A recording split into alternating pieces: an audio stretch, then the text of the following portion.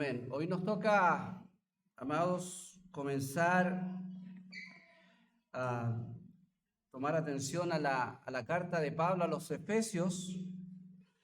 Es una carta que nos habla acerca de la iglesia de Cristo, pero es una gama muy diversa de temas, obviamente todos con relación a la iglesia de Cristo, y creo que cada uno de ellos también relacionados a nuestra vida en lo particular. Y espero que el Señor nos permita en su misericordia sacar mucho provecho de esta carta en nuestros sermones, y también que Él nos permita también ir moldeando nuestra vida en virtud de lo que vamos aprendiendo nosotros de esta carta. Amén, que el Señor nos ayude y nos ampare en su misericordia para que podamos tener el discernimiento de esta preciosa carta de Pablo a los Efesios. Vamos a orar al Señor y vamos a rogarle que en este día su Espíritu Santo nos permita comprender de alguna manera la importancia de la iglesia de Cristo y también el glorioso esplendor que tiene esta iglesia, y que nos ayude a comprender mucho mejor sobre la naturaleza de esta iglesia, que es una iglesia santa, y también sobre la fidelidad que nosotros los creyentes debemos manifestar en nuestra vida hacia nuestro Señor, el Señor de la iglesia, que es Jesucristo.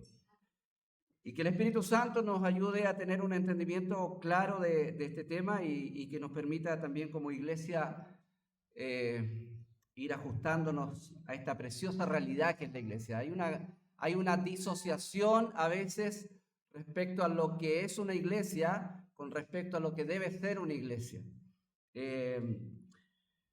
Y la palabra del Señor, que es la fuente de todas nuestras artículos de fe, de nuestras creencias, de todo lo que asumimos como voluntad de Dios, la palabra de Dios nos enseña claramente cómo es la iglesia de Cristo y cómo debe ser esa expresión local, visible de la iglesia de Cristo, que somos las iglesias locales.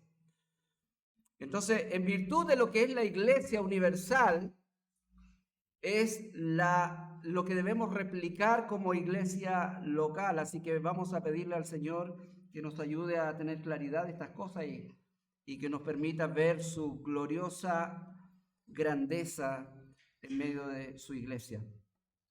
Amado Dios, queremos ir a tu presencia, Señor, humillados, Señor, de parte tuya, Señor, pidiéndote, rogándote, Señor, que sea el Espíritu Santo quien nos ayude a tener un entendimiento sobre esta palabra, sobre esta porción de tu palabra, Señor.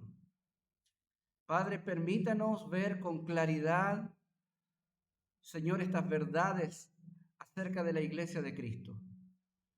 Y estas verdades puedan, Señor, traducirse en una vida que pueda, Señor, manifestar la gloria de Dios que debe ser reflejada en la iglesia. Señor, los que somos cristianos aquí somos parte de esa iglesia de Cristo. Pero ayúdanos, Señor. Somos pecadores que fallamos, y muchas veces, Señor, la mayor razón que la gente tiene para no acercarse a Dios es el mal testimonio de la iglesia. Padre, tantos escándalos, tantos problemas, Señor, han sido, Padre, lo que la iglesia de Cristo ha manifestado muchas veces a esta sociedad. Señor, ayúdanos. Padre, perdónanos y ayúdanos, Señor, a poder manifestar la gloriosa presencia de Cristo y no otra cosa. A que nuestro afán sea solamente, Señor, vivir para tu gloria. Y, Señor, experimentar el ser iglesia como, Señor, una comunidad de santos que han sido santificados para ti, y una comunidad de creyentes que necesitan ser fieles a Cristo. Padre, ayúdanos, Señor, y ayúdame a mí como predicador, Señor, más allá de mi incapacidad, Señor, y de mis limitaciones. Ayúdame, Señor, a través de la obra del Espíritu Santo a poder predicar tu palabra como debe ser. Y ayúdame a mí mismo, Señor, a que la palabra pase por mi propia vida primero. Y también, Padre, ayúdanos a todos nosotros, Señor, a hacer tu voluntad. Padre, y aquellos que no tienen a Cristo en este día, Padre, manifiesta tu gracia a ellos, llamándoles a salvación, Señor. Te lo pedimos en nombre de Jesús. Amén. Hermanos míos, hoy vamos a tener un sermón introductorio a esta carta y acompáñenme por favor a Efesios capítulo 1. Efesios capítulo 1, y voy a leer solamente, vamos a estar hoy en el verso 1 y 2, que es la salutación inicial y la introducción a esta carta. Hay muchas cosas obviamente que usted la va a ver en todas las cartas de Pablo. Pablo tiene un estilo de escribir sus cartas y es reconocible en todas ellas. Las salutaciones se parecen muchas unas a otras, pero no por eso carecen de contenido. ¿Ya? La palabra de Dios, dice la 2 Timoteo capítulo 3, dice que toda la escritura es inspirada por Dios y es útil. Por lo tanto, aún las salutaciones, o como dijo alguien por ahí, aún las cronologías tienen una utilidad en nuestra vida, tienen una intención teológica para nuestras vidas. ¿Ok? Yo quiero leer este texto. Dice: Pablo, apóstol de Jesucristo, por la voluntad de Dios, a los santos y fieles en Cristo Jesús que están en Éfeso. Gracia y paz a vosotros de Dios nuestro Padre y del Señor Jesucristo. ¿Ok? El conocido pastor y autor Tim Keller dice acerca de la Iglesia de Cristo lo siguiente: la gloria de Dios está disponible para ti en la iglesia, de una manera que no está disponible en ningún otro lugar. No hay medio más importante de discipulado que la participación profunda y activa en la vida de la iglesia. No es posible concebir, hermanos y amigos, el cristianismo sin iglesia. Hoy en día estamos en una sociedad donde está siendo impulsada por las ideas posmodernistas, obviamente, donde uno de los caballitos de batalla es el individualismo social. Y cada uno piensa que puede realizar su propia vida en desconexión con los demás. Y cada uno puede disfrutar de esta vida y realizarse en esta vida en desconexión con los demás. Es decir, estamos en una sociedad donde se desestima mucho la comunidad, la vida en comunidad, partiendo de la desestimación de la propia familia. Hoy en día se desestima la familia.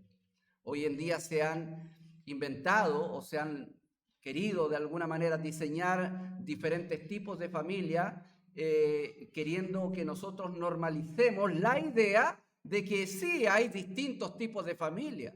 Y eso no es así. Según la Biblia hay un solo tipo de familia. Y todos los demás tipos de familia son una deformación de ese original. Y obviamente deformaciones producto del pecado. Producto del pecado.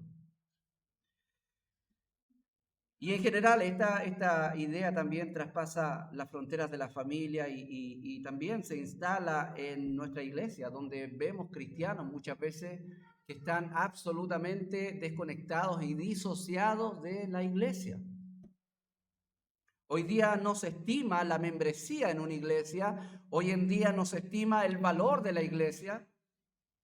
Y como mencioné en la oración, muchas veces la evaluación que muchos cristianos hacen de la iglesia es prácticamente similar a la evaluación que el mundo hace de la iglesia. Y esta evaluación siempre tiene que ver con cómo se ha mostrado la iglesia hacia el mundo. Y la iglesia en general ha tenido tiempos muy buenos, pero también ha tenido tiempos muy malos. ¿Entiendes? Por lo menos en el último siglo hemos asistido a la división de innumerables denominaciones evangélicas. Y todo por problemas internos. Es decir, la imagen que la iglesia de Cristo en su expresión local ha dado hacia el mundo muchas veces es deplorable.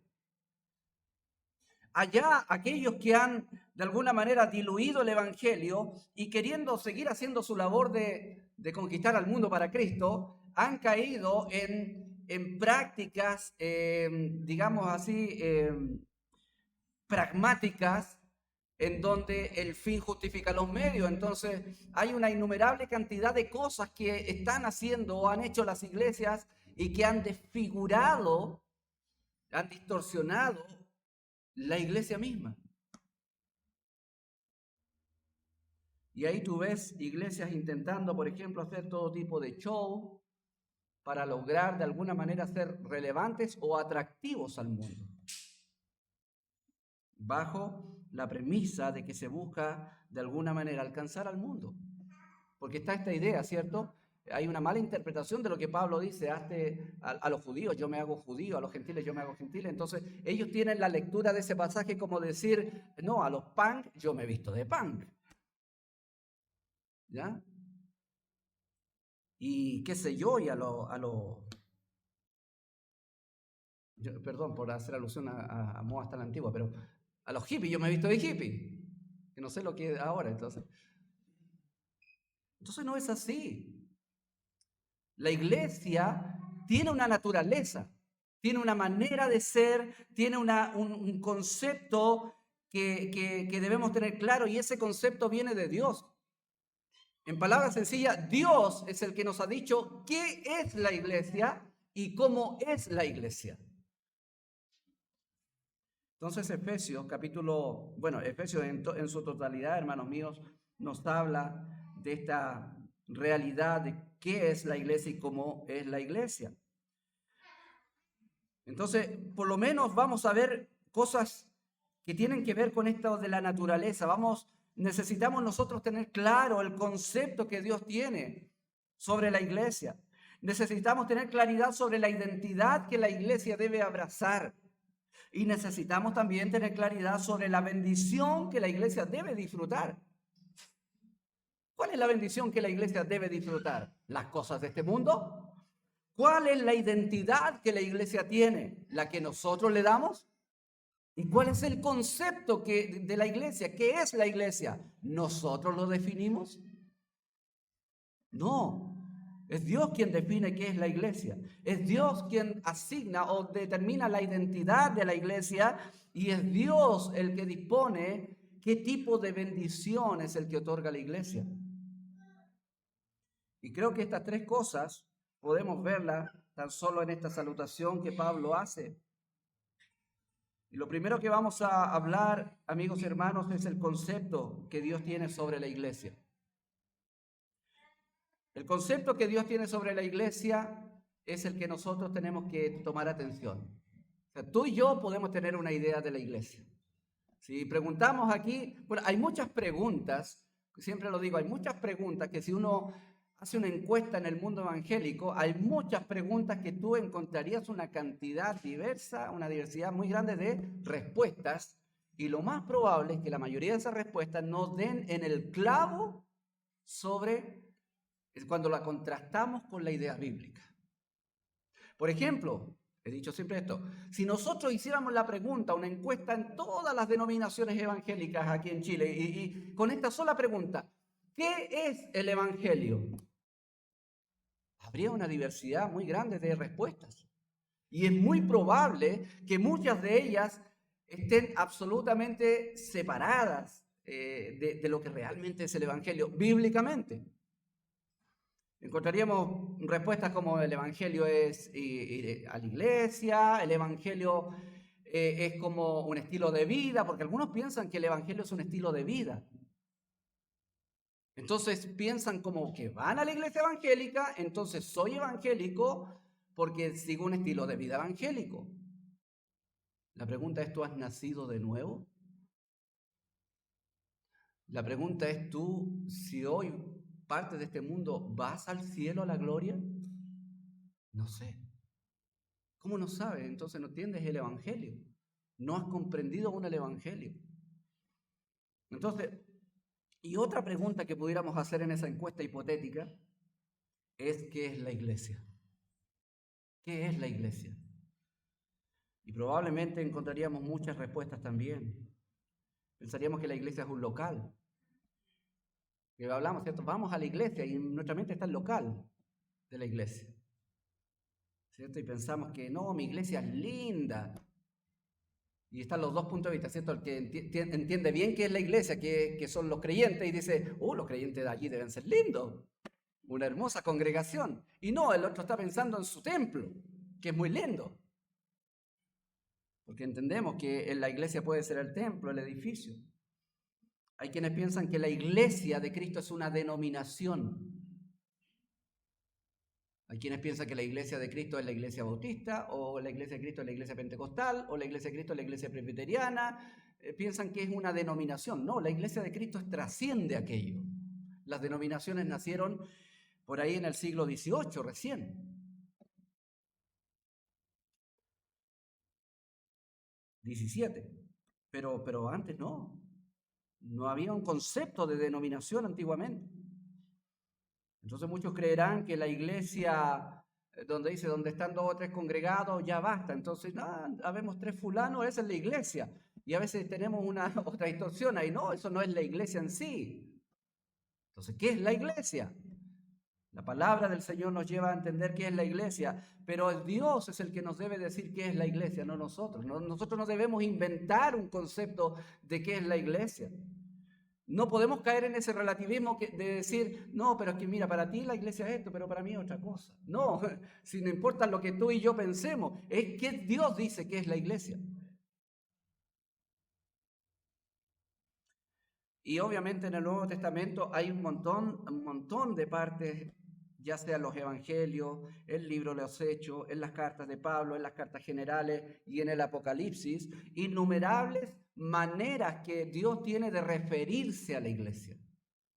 La familia de Dios, el cuerpo de Cristo, un edificio y así, el redil, muchas maneras, la iglesia en sí, pero todas ellas tienen una importancia dentro de entender qué es la iglesia. Ahora, en el texto que hemos leído, Pablo define a la iglesia como un grupo, ya hablando de la iglesia local, o más bien aplicándolo a la iglesia de Éfeso, como un grupo de santos que también son fieles.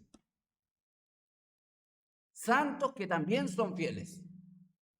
Y digo que también son fieles porque esencialmente esa es la idea de ese texto. Santos que también son fieles. Eso es la iglesia de Cristo. En el sentido de lo que este texto nos dice, es mucho más, pero apelando a este texto, la iglesia, dice el Señor, es un grupo, es un pueblo de santos que son fieles. Y obviamente esto es aplicado a la iglesia local, pero también es el entendimiento que debemos tener de la iglesia universal. Porque déjeme decirles que hay algunos que no creen en la universalidad de la iglesia. Y el mismo libro, en la misma carta de Efesios, las 9 veces que se ocupa la palabra iglesia, se refiere a la iglesia universal. Y cuando habla de la iglesia local de Éfeso, se refiere en otros términos, como aquí, santos y fieles. Pero cuando ocupa la palabra iglesia, está hablando del cuerpo universal de Cristo, que es compuesto por todos los creyentes, a través de todos los tiempos, a través de todas las naciones. Ahora, ¿de qué manera el Señor nos ha enseñado el concepto correcto de lo que es la iglesia? Bueno, fundamentalmente a través de los apóstoles. A través de los apóstoles. Es por eso la importancia que Pablo tiene cuando se presenta Pablo, apóstol de Cristo. Eso es muy importante, porque su carta tiene la autoridad apostólica. Ahora, ¿quiénes son los apóstoles? Bueno, él mismo dice en el capítulo 2, más adelante, así que ya no sois extranjeros ni advenedizos, sino conciudadanos de los santos, ahí está la palabra nuevamente, y miembros de la familia de Dios. Y esta iglesia, que es llamada, ¿cierto?, familia de Dios, dice, está compuesta por estos santos que son conciudadanos y que están siendo, dice, edificados sobre el fundamento de los apóstoles y profetas, siendo la principal piedra del ángulo Jesucristo mismo. Es decir, la iglesia de Cristo está fundada sobre la enseñanza apostólica. Por eso toda iglesia cristiana es una iglesia apostólica. Amén. Y toda iglesia cristiana es parte de la iglesia universal. ¿Ya? Y toda iglesia cristiana es parte de la iglesia que es santa. Todas las iglesias cristianas son parte de la iglesia que es una sola, que es el cuerpo de Cristo. Entonces, y todo eso los apóstoles nos enseñaron. Hermanos míos, nuestra doctrina, nuestra enseñanza, nuestra práctica, todo lo que creemos y todo lo que vivimos ha de estar, siempre decimos, enraizado, arraigado en la enseñanza de la palabra del Señor.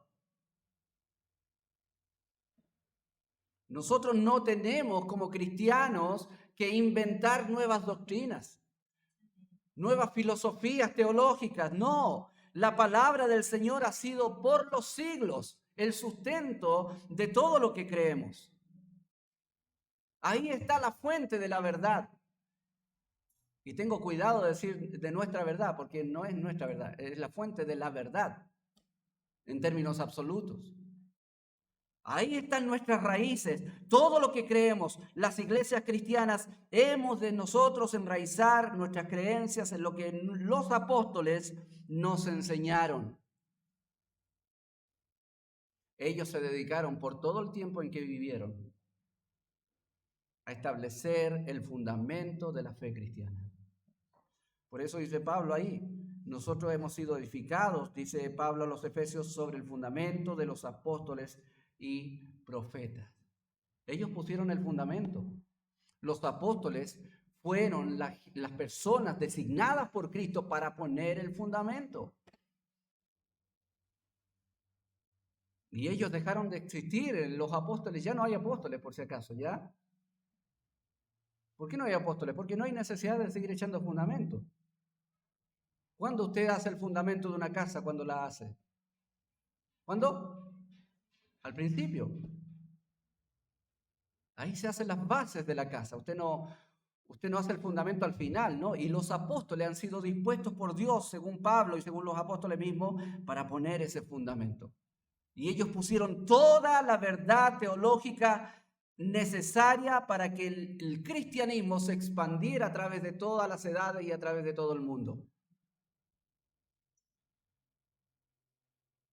Por eso cuando vemos los reformadores en el tiempo de la Reforma, cuando vemos antes los precursores, cuando vemos luego de ahí en adelante las batallas teológicas que se han librado, siempre el cristiano o el cristianismo bíblico ha apelado a una cosa.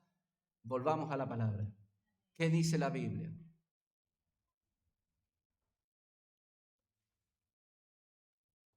Entonces, hermanos míos, el apóstol Pablo, como enviado de Dios, es quien nos provee la idea correcta de lo que es la iglesia de Cristo. No prestemos oídos a las nuevas ideas. Y digo nuevas ideas, hay movimientos lamentables dentro de las iglesias, dentro de la iglesia cristiana. Yo sé, a ver, Charles Stanley fue un hombre que aportó mucho a la obra del Señor. Precioso predicador, un buen maestro. Pero hermano, su hijo dejó la escoba. Estragos hizo su hijo Andy. Él comenzó a plantear que había que reinventar el cristianismo. Y él empezó a decir cosas como, mira, ya no hay que llamarle pastor a los pastores, ahora hay que llamarle gerentes, porque la verdad es que eso del redil de las ovejas ya no más. Hay que plantear, decía él, la iglesia como una empresa. Eso es lo que hoy se lleva. Porque la idea de él era que la iglesia tenía que ponerse a tono con los tiempos. Y para él, ponerse a tono con los tiempos era erradicar todos estos conceptos arcaicos. El pastor, las ovejas, todas esas cosas que ahora ya a la gente no le hace sentido. Y él prácticamente sugiere hacer una reingeniería en el cristianismo, reinventarlo. Hermanos míos, tú y yo no tenemos que reinventar el cristianismo. Tú y yo no tenemos que reinventar a la iglesia. Es la misma iglesia que dijo Cristo, ni las puertas del Hades prevalecerán contra ella. Cristo prometió que la iglesia vencería y que nunca iba a ser vencida. Nosotros los hombres somos débiles, pero la iglesia de Cristo es fuerte. La iglesia de Cristo prevalecerá por la eternidad. A pesar de lo que pase en este mundo, Dios cumplirá su propósito. Entonces no tenemos que reinventar qué es la iglesia. Pablo dice, la iglesia es un grupo de santos que son fieles. Ahora Pablo, el apóstol, el enviado de Dios, establece estos parámetros de qué es la iglesia. Hermano, Éfeso tenía necesidad de comprender cabalmente qué es lo que eran. Porque no sé si usted conoce el origen de la iglesia de Éfeso, pero ellos tenían un origen muy complicado, un mundo gentil donde estaban permeados por la brujería, por el ocultismo, el paganismo, la inmoralidad, una serie de cosas que eran parte de esa cultura. O sea, tú ibas a Éfeso y ahí estaba Diana de los Efesios, llena de idolatría, de inmoralidad, ese culto religioso, y tenías una asidua práctica de la brujería, de la hechicería. De hecho, los conflictos más grandes que tuvo Pablo cuando llegó a Éfeso fueron con una divina, y ahí tenemos los que se convirtieron, que tuvieron que quemar sus libros de hechicería, y cuando sacaron cuenta de todo lo que eran los libros, una millonada. O sea, era gente que realmente estaba vendida al paganismo. Y por la preciosa y hermosa misericordia de Dios, en Cristo Jesús ellos fueron llamados a salvación. Ellos fueron hechos partícipes de la familia de Dios. Cuando ese apóstol llamado Pablo llegó a su sociedad tan corrupta y predicó a Cristo. Y Jesucristo, el mensaje del Evangelio centrado en Cristo, fue el que transformó absolutamente sus corazones. Y el que impactó su vida de tal manera que ya no fueron los mismos.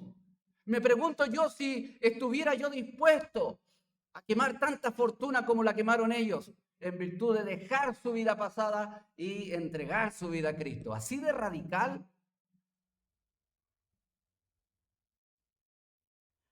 Entonces ellos ya estaban incorporados a través de la obra del Espíritu Santo que les hizo nacer de nuevo, por la obra preciosa de Cristo en la cruz. Ellos estaban ya incorporados en la iglesia, que es el cuerpo de Cristo, pero ellos como ciudadanos de Éfeso y como creyentes en particular necesitaban juntarse ahora, porque los creyentes se juntan unos con otros, ¿sabía usted? Por eso la Biblia dice no dejen de congregarse como algunos tienen por costumbre. Los creyentes son una familia, son un redil donde hay ovejas que se juntan y nuestro pastor es Cristo, nuestro buen pastor. Entonces ellos necesitaban aprender ahora a ser iglesia, que era una cosa absolutamente distinta a la que ellos entendían. Y Pablo les provee obviamente de la base escritural de cómo ser iglesia. Porque, hermanos míos, Pablo gastó un par de años ahí enseñándoles cómo ser iglesia. Y ellos no tenían templo, no existían los templos en ese tiempo de iglesia. No existían los locales, se reunían. De hecho, ahí en Hechos nos dice que se empezaron a juntar en una escuela de un tal Tirano. y otros en unas casas. Esa era la iglesia de Cristo en Éfeso. Pero ellos necesitaban tener claro qué era ser iglesia. No tenemos, hermanos míos, vuelvo a repetir, que inventar un concepto nuevo de la iglesia. No tenemos que replantear el propósito de la iglesia. No tenemos que reinventarla para hacerla relevante a la cultura actual. Dios encargado no solo de formar a la iglesia, sino también de darnos claridad sobre cuál es su naturaleza, cuál es su diseño, cuál es la función y cuál es el propósito para este mundo. Comentarista Hendrickson dice al respecto, el término iglesia, según el uso aquí, indica el cuerpo de Cristo, el edificio que Dios está construyendo, la esposa de Cristo, la totalidad de los salvados por medio de la sangre de Cristo, sean judíos, sean gentiles, todos tienen acceso por el mismo Espíritu al Padre Celestial. Eso es la iglesia. Obviamente esta iglesia universal tiene su expresión visible en las iglesias locales. Nosotros somos parte de esa iglesia preciosa que es el cuerpo de Cristo. También necesitamos, hermanos míos, tener claridad en la iglesia, tener claridad sobre la identidad que la iglesia necesita abrazar. Como individuos nos preguntamos, ¿quién soy yo? Necesitamos definir nuestra identidad, ¿cierto? Y ahí están las complicaciones de muchos cristianos, que no entienden quiénes son. Hermano mío, hay una necesidad muy grande en tu vida. Y anda la Biblia para poder responder esto.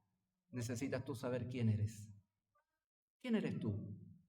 Porque hay muchas cosas que nos definen. No, yo soy pastor. ¿Eso soy realmente? Y si mañana pasa algo y no soy pastor, ya no soy. Deje de ser.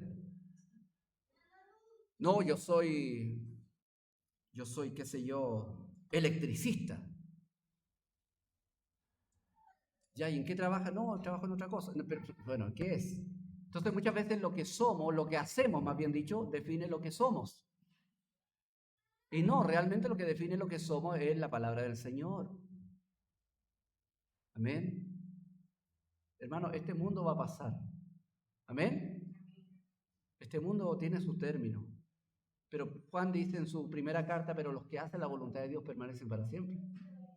Entonces, yo no voy a seguir por la eternidad siendo pastor.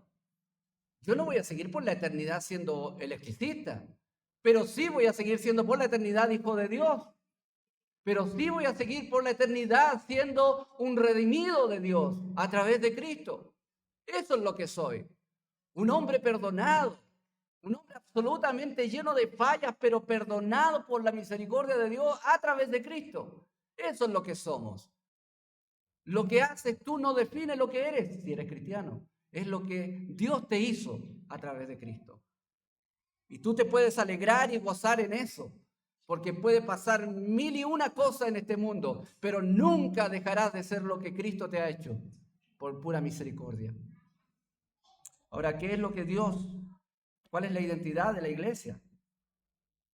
¿Cuál es la identidad que nosotros necesitamos abrazar como iglesia? Bueno, cuando habla de los destinatarios, aquí el apóstol Pablo dice, esta carta la escribo a los santos y fieles en Cristo Jesús que están en Éfeso.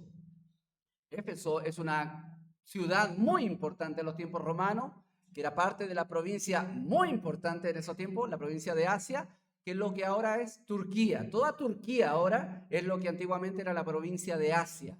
Y ahí estaba Galacia, Frigia, qué sé yo, Éfeso y todas las iglesias que podamos ver ahí en el Nuevo Testamento. Eran parte de este territorio. Entonces, Éfeso era una más de las ciudades que Pablo había llegado con el Evangelio. Y ahí en Éfeso logró él, el capítulo 19 de Hechos nos relata eso, llegar con el Evangelio después de pasar por Galacia, Frigia, predicó en Éfeso, la ciudad más importante de su provincia, y muchos creyeron. Muchos creyeron en Cristo. Es impactante, hermanos míos, ver esto.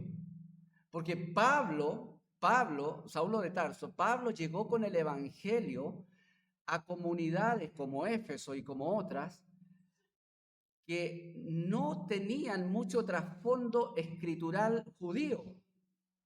Es decir, es probable que Pablo, cuando hablara de el Mesías o el Cristo, haya tenido un poco que dar contexto a ellos para que comprendieran. Pero jamás él dejó de ligar el Evangelio con las Escrituras. Él no llegaba a Éfeso y no hacía esta lectura como muchas iglesias hoy día. A ver, Éfeso, son griegos, la diosa Diana, son medio morales estos tipos, ya, mucho paganismo. A ver, ¿qué método usamos? ¿Cierto? A ver, aquí no entenderán ni jota si le hablo de expiación. No voy a usar esa palabra. Y, como he escuchado a muchos, lamentablemente, no vamos a hablar de pecado porque se nos puede ir la gente. Y como queremos ganar Chile para Cristo, entonces no queremos que se vaya. Entonces, si le hablamos del infierno y del pecado, se pueden ir. Entonces, y así reinventamos todo el asunto. Pablo no llegó así. Pablo llegó con el Evangelio tal como es. Sí, fue sabio en contextualizar de acuerdo a donde estaba. Por ejemplo, en Atenas, ¿me entiende? Pablo no llegó a Atenas botando a patadas a los ídolos. No agarró la imagen de Zeus y la destruyó como algunos por ahí andan. No, Pablo se enardeció en su corazón al ver la idolatría, el paganismo, pero eso lo sufrió en su corazón. Él se dolió por la miserable situación del pecado en esa gente. Y cuando les habló, pasó por toda la Biblia, desde el Génesis hasta el Apocalipsis. Y le dijo, mira, por ahí encontré, amigos, un monumento ahí que dice al Dios no conocido. De ese voy a hablarles ahora.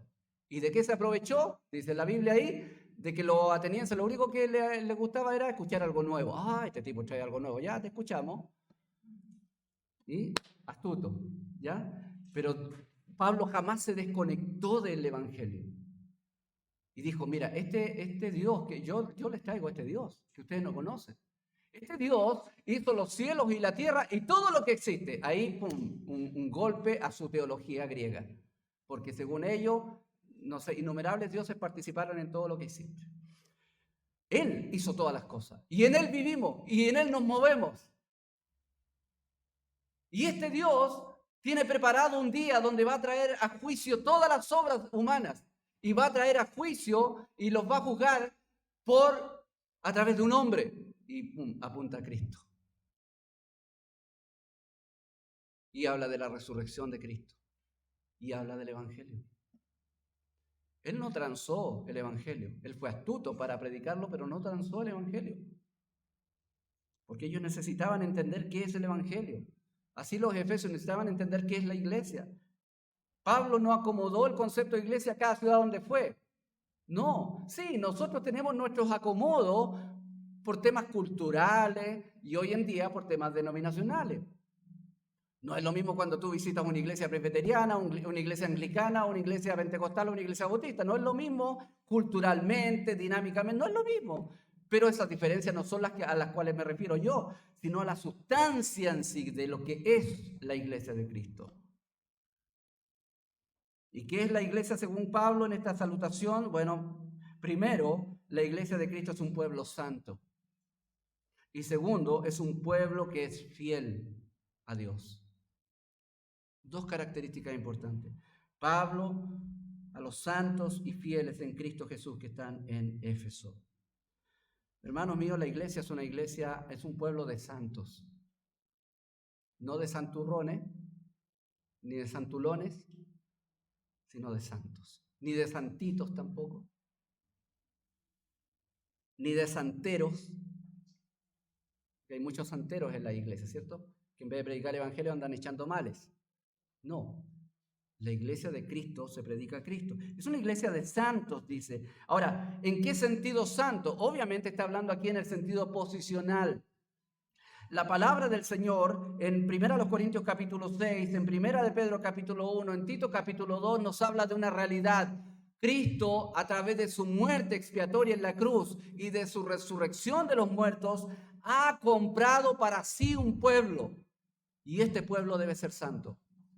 Y Tito agrega una cosa, bueno, Pablo en realidad agrega en la carta a Tito, dice un pueblo que sea celoso de buenas obras. Hermano, la iglesia la componen personas santas. Ahora, entendamos bien, santas posicionalmente.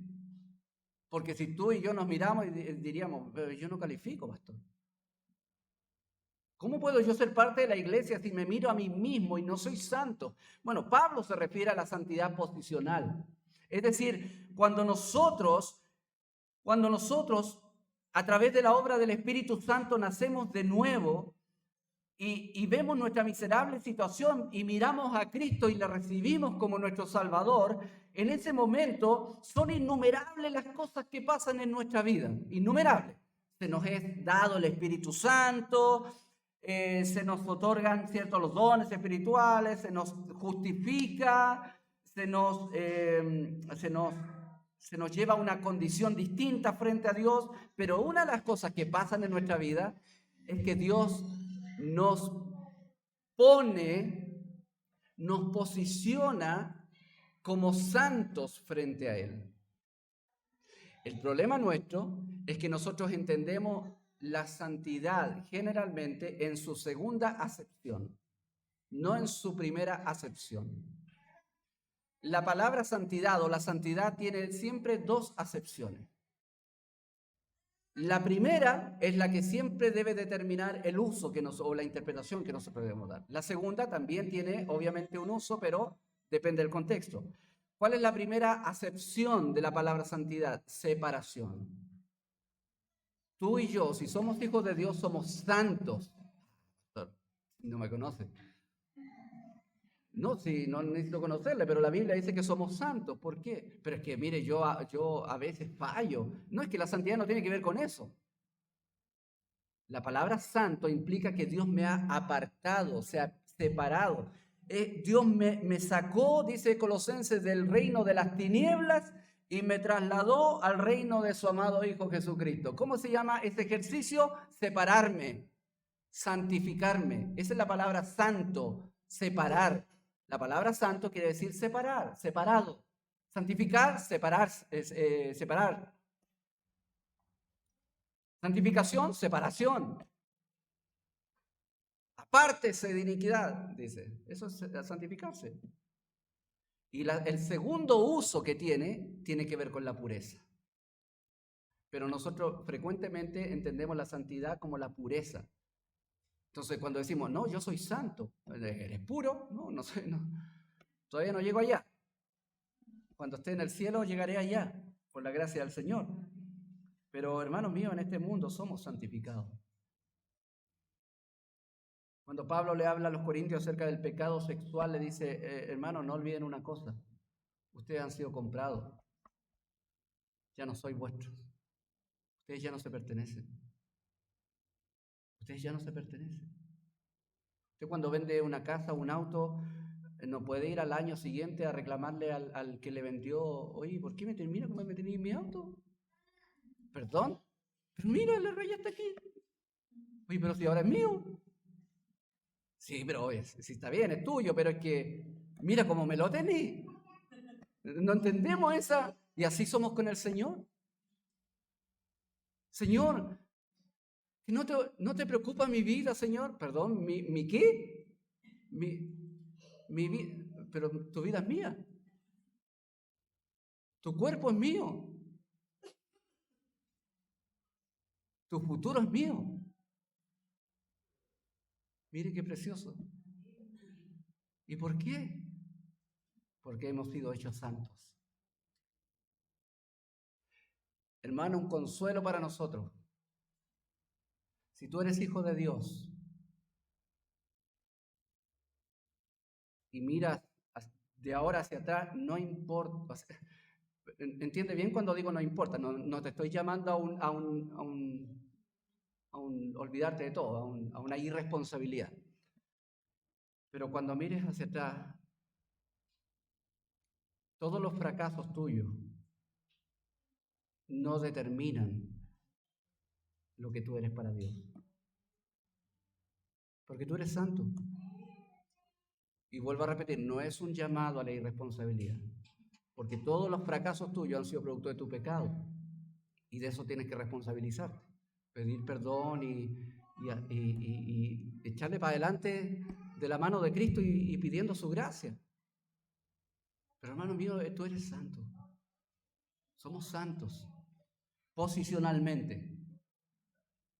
En la práctica no lo somos tanto, pero un día dice ahí la promesa, entonces seremos tal como Él es. ¡Wow! Qué precioso va a ser aquel día, cuando ni siquiera en mi mente pase un pensamiento pecaminoso. Pero mientras tanto debemos descansar que la iglesia es una iglesia santa. Y lo digo porque generalmente la crítica de afuera es, no, ahí son todos hipócritas. Lamentablemente a veces es verdad. Hay muchas iglesias que por su dinámica teológica lo único que producen es gente hipócrita, que intenta portarse bien, pero no ha nacido de nuevo.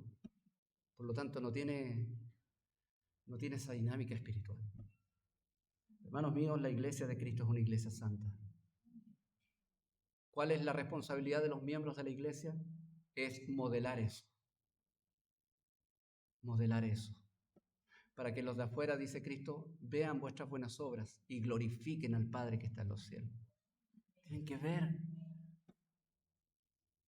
No, mira, no, lo que subiste ayer me dijo un tipo, no, si vivía en una iglesia y un hermano se fue con la esposa del pastor. No, un hermano se fue con la plata. No, un pastor se robaba todo el diezmo. Escándalo tras escándalo. Y eso es lo que hemos sembrado muchas veces como testimonio. Y muchas veces inconversos se han tomado cargo de iglesia y han hecho estragos en eso. Los hijos de Dios deben saber que la iglesia de Cristo es santa. Posicionalmente. Es santa. ¿Sabe por qué murió Cristo? Dice Efesios 5. Adelantándome un poco. Para que su esposa fuera santa y sin mancha ni arruga. ¿Sabes cómo te presenta Cristo delante de la presencia de Dios? Santo. Vestiduras blancas. ¿Se acuerdan que el Apocalipsis habla de eso? ¿Por qué estamos todos ahí con vestiduras blancas? Porque somos santos. Somos santos para la gloria de Dios, por la gracia de Dios y por la obra de Cristo en la cruz. Jesucristo murió para santificar un pueblo, para hacerlo santo. El mismo concepto en el Antiguo Testamento.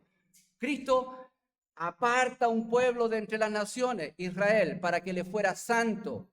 Obviamente en el Antiguo Pacto la demanda era obediencia, o si no perdían la bendición. Bueno, ellos violaron el pacto y terminó todo el Antiguo Testamento en un descalabro. Pero aparece Cristo, quien viene con un nuevo pacto, en donde tú y yo tenemos excelentes promesas. Y las promesas del nuevo pacto dice, yo pondré mi ley en sus corazones y yo haré que me obedezcan. Y yo seré su Dios y ellos serán mi pueblo. Un pueblo santo. Pero también es un pueblo que son fieles. Un pueblo de fieles. Y si la santidad tiene que ver con lo que Dios hace en nosotros, la fidelidad de la cual Pablo habla aquí tiene que ver con lo que nosotros nos toca hacer. Somos fieles, debemos ser fieles a Cristo. Hermanos, la iglesia de Cristo es una iglesia fiel. La carta a los hebreos está llena de instrucción a los cristianos para que no se desvíen de la fe. ¿Por qué? Porque una carta completa como Hebreos está dedicada a que no apostaten, a que no dejen la fe. ¿Por qué? Porque la iglesia de Cristo es un pueblo fiel y porque espera de nosotros fidelidad. Ahora, lo precioso de esto es que esa fidelidad que Dios demanda de nosotros, vuelvo a usar esta palabra, no determina la fidelidad de Dios contigo. Aunque nosotros fuéramos infieles, Él permanece fiel. Mire qué precioso. Eso no había en el antiguo pacto, por si acaso. Eso no es del antiguo pacto. Eso es del nuevo pacto con Cristo, donde la fidelidad de Dios está absoluta en ese sentido. Por eso que si fracasamos Y si caemos en pecado, aún tenemos una tremenda salida ahí donde dice escape. ¿Cuál es esa salida de escape? Si confesamos nuestros pecados, Él es fiel y justo para perdonar nuestros pecados y limpiarnos de toda maldad. ¡Wow! Qué tremendo escape de esa agonía cuando pecamos. Y que sigue de ahí en adelante ser fieles al Señor. Ser fieles al Señor. De hecho, hay una palabra que usa frecuentemente en la carta de Efesios Pablo, que es el término andar. Dice, capítulo 2, nosotros andábamos en delitos y pecados. Andábamos según la corriente de este mundo. Pero más adelante dice, como ya hemos sido salvados, ahora andad como hijos de luz. Ese andar tiene que ver con el patrón de vida mío. ¿Cuál es el patrón de vida de la Iglesia de Cristo? Fidelidad a Dios. Fidelidad al Señor. Ahora, lo precioso de esto, hermanos míos, es que esa fidelidad es afirmada por Dios mismo. Porque si tú perseveras en los caminos del Señor, es porque Dios te preserva en los caminos del Señor. Es porque Él no te dejará caer. Él nunca dejará caído al justo. ¿Él permitirá que fracases? Sí. ¿Él permitirá que peques? Sí. ¿Que comas de tu propia medicina? Sí. Pero nunca te dejará botado. Nunca te dejará ahí. No es como nosotros, que nosotros decimos cuando alguien nos hace, cuando alguien no nos cae bien o cuando nos hace algo y después le pasa algo a esa persona, decimos, que aprende. Es bueno que le pasó eso. Para que de una vez por todas, Dios no es así. Dios no es pasional como nosotros. De tal manera que si aún por tu necedad y tu pecado caes y fracasas, aún ahí Dios en su misericordia te ama y te saca y te cuida. Por algo Cristo es llamado el buen pastor que su vida da por las ovejas. Y el buen pastor dice, las trae, las saca, las alimenta, le da esto. En aguas de reposo me hará descansar, dice. Sobre verdes prados. Ante mis enemigos Él preparará un banquete. ¡Wow! ¡Qué precioso! Es porque Dios nos hace perseverar. Los hermanos míos, dice Pablo a los Efesios, ustedes son santos y que también son fieles en Cristo Jesús. Iglesia de Cristo, nosotros somos santos y estamos llamados a ser fieles a Cristo. Amén. Que Dios nos ayude en eso. Y por último, para terminar, hermanos míos, es la bendición que la iglesia debe disfrutar. La bendición que debe disfrutar. Ayer escuchaba una predicación, ayer o anteayer en la radio, no sé con quién la comentaba, con uno de mis hijos, creo, o con el David, no me acuerdo. Y que era uno de esos típicos programas pagados en la radio y decía, si tú estás mal, es porque no has sido obediente. Y si tú no has alcanzado la bendición de Dios es porque no le has obedecido. Entonces, ¿cuál era el llamado intrínseco ahí? Sé obediente para que Dios te pague bien. Porque si eres desobediente, Dios te va a pagar mal. Y uno dice, ya. Y sí, hermanos míos, no se confunda. Es muy, muy importante la obediencia en nuestra dinámica con Dios. Amén. Pero hermano mío, Dios no es el dueño de la empresa al que tú y yo podemos defraudar y nos va a cortar si no lo hacemos bien. No. Realmente la dinámica que Dios tiene con nosotros no la determina lo que nosotros hacemos. Amén. Por otro lado, la bendición material en sí no es lo que tú necesitas, hermano. No me malentienda, no estoy diciendo que Dios no puede bendecirte materialmente. No te digo que Dios pueda sanarte, pero no es lo primordial que Dios quiere darte. Dios puede sanarte y tú puedes irte al infierno sano si no tienes salvación. ¿Te acuerdas los leprosos que Cristo sanó? ¿Cuántos volvieron ahí? Fueron salvos 1. ¿Y los demás? Sí, sanitos. Sanitos. Pero, ¿y dónde fue su alma? ¿Dónde quedó su relación con Dios?